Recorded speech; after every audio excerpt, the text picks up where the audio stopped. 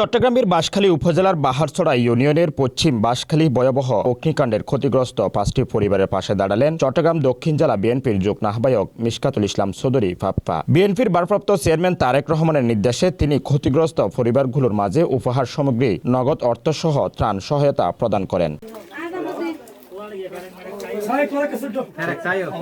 বুধবার 17 সেপ্টেম্বর বিকালে এই সহায়তা বিতরণ করা হয়। এই সময় উপস্থিত ছিলেন বাহারছড়া ইউনিয়ন পরিষদের সাবেক chairman master Lokman, advocate Shawkat Osman, Hefazuddin Chowdhury, Nur Hossain সহ আরো অনেকেই।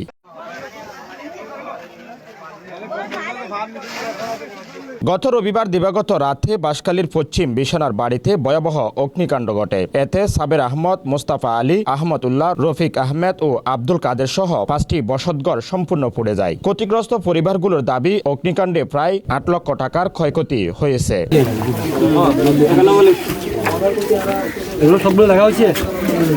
ত্রাণ বিতরণ শেষে মিশকাতুল ইসলাম চৌধুরী ফাপ্পা বলেন, দুর্যোগের এই কঠিন সময়ে বিএনপির সবসময় পাশে রয়েছে। ক্ষতিগ্রস্ত পরিবারের দুঃখ কষ্ট ভাগাভাগি করতে পেরে আমি নিজেকে ধন্য মনে করছি। বিএনপির সত্তর আমরা চাইছি দিন আমরা যে আজকে হঠাৎ একটা দুর্ঘটনার কবলিত হয়ে ওনারা ঘরবাড়ির একদম পুরি গেলে কিছু একদম কিছুই নেই বলতে গেলে, তো ওনারা সাইবেল্লা এসে আর দলের সত্তর।